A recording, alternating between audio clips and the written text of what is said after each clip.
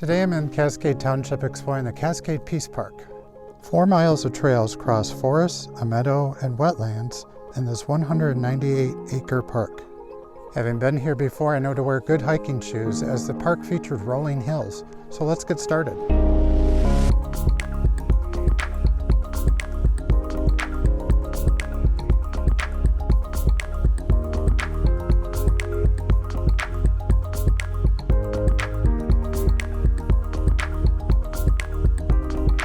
Now I look for scenes like this, landscapes like this that feature objects in the foreground and in the background, just because it draws your eye in, draws your attention throughout the composition.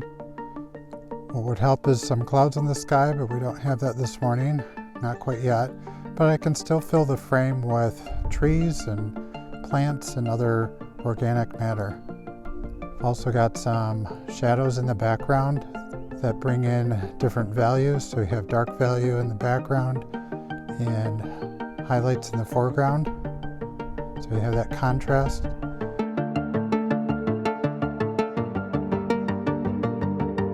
Being out here first thing in the morning, you have the soft morning light coming in, filtering through the tree trunks. And it just kind of adds a light glow to things on the ground, like these fallen limbs that are just starting to decompose back into the ground.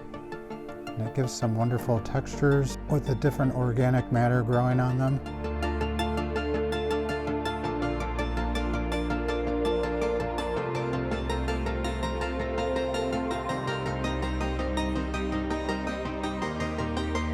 I like seeing the new spring growth coming up. And already in my camera, it reads as blue, which is kind of cool when I process it, because it'll show up a little bit better than just strict black and white. In this situation, black and white, it would just be washed out with the rest of the dead leaves on the ground. So using super color, I can make it look a little bit different and emphasize it a little bit better.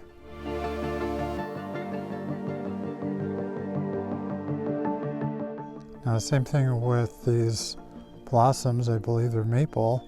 When I photograph them in super color, they turn out blue, which again just adds to the feel of them being different, emphasizes their shape.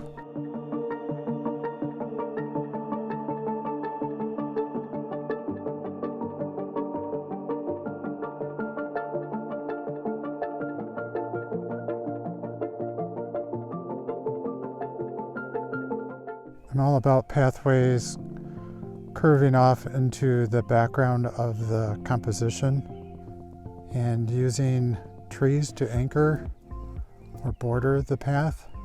So this is a composition that I'm working on right now, and it works okay that there's no clouds in the sky because I'm going to fill it with the organic matter in the background. You have the shadow of the tree limbs from the morning sun cascading over the pathway that draws the eye in. Those are leading lines, and it adds some extra interest and texture to the shot.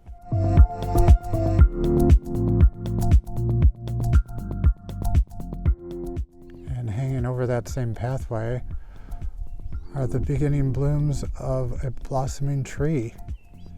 So I can use the cloudless sky as a dark background behind them and get some minimalistic looking images of those blooms using the super color infrared.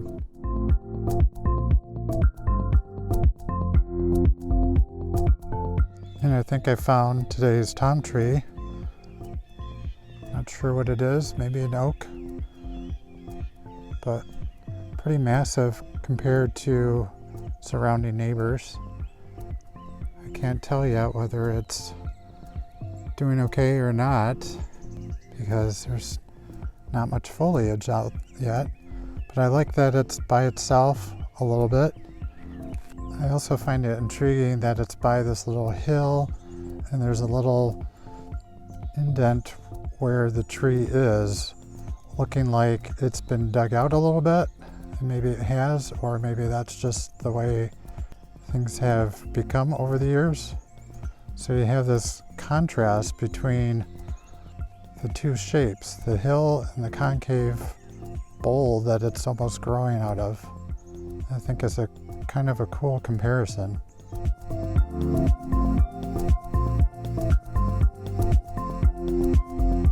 Reach the open area, kind of at the top of the hill here, and while there's no clouds, you can see, and a lot of the grass is greened up, and you can just tell there's buds starting to pop on the trees as well.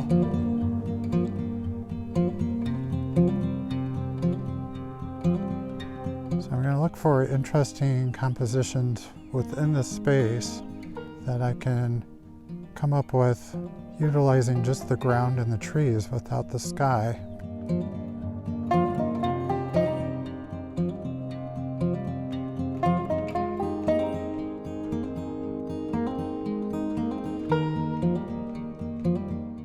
So for example, I like how the branches on this tree form almost a square. They're at a right angle, lower branches to the trunk, and then the shadow adds another edge to it. But what I don't like is the post. I like trail markers, but I don't like it in my composition. So I'm going to take this one vertical and crop out that post while keeping in those three edges to kind of frame the composition for me.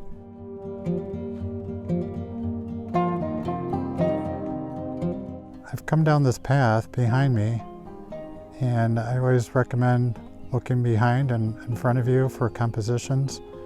I like how these plant remnants are growing up, reaching up, and kind of obscuring that bench just a little bit. I want to show it as part of the environment, which it's there for resting and appreciating the environment. But I'm not that much into man-made objects in my pictures of landscape. So just kind of including it, but obscuring it just a little bit as well.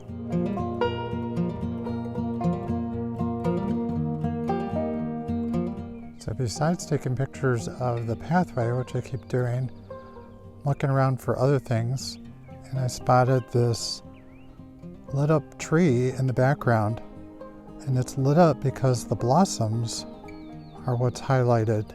It almost looks like it's glowing, especially with the dark tree trunks behind it acting as a dark background. So that captured my attention.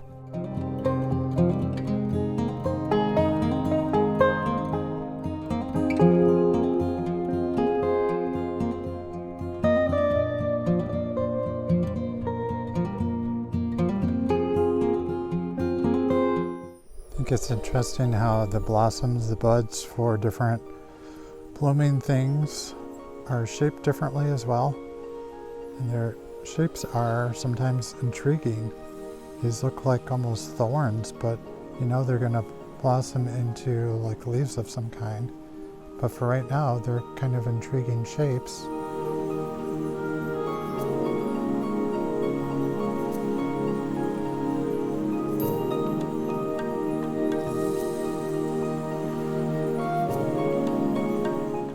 Signs of spring growth are everywhere if you know where to look for them. Sometimes they're on the ground in little green grasses or just green buds coming up in between the fallen leaves. So these are quiet little detail shots and also little signs of spring.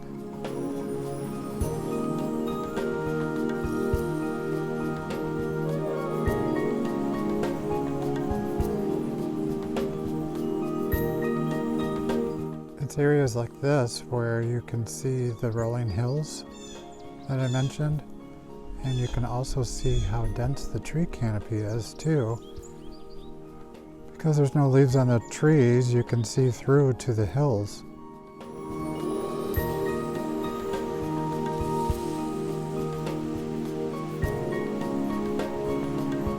Here you go, a little cachet of something blooming. I know it's not huge wildflowers, it may just be the bloom of a grass or another little plant, but it definitely shows up a lot against the brown of the fallen leaves.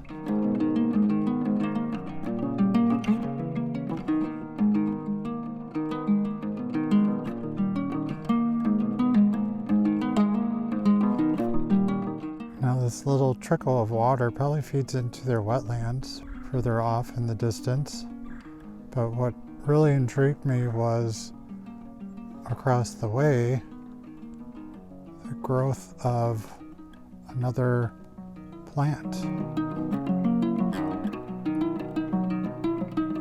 In an infrared that will show up as blue or a different color, or in black and white, it's gonna glow white against the dark trunks of the trees. So I'm always looking for something of contrast, whether it's texture or lighting. To help with your composition, you've got the single plant off to your left right here in the foreground. That's just one of many of the cluster in the background. So by having that in the foreground of your composition, you kind of inform your viewer this is what they're looking at in the background.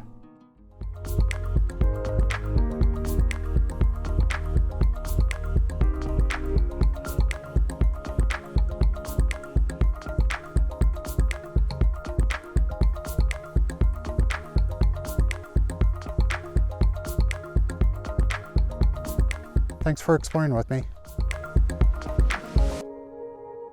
Thanks for watching my video. I hope you liked it and learned something new. If you did, consider subscribing to my channel and getting notified when a new video posts. And I hope to see you out on the trails.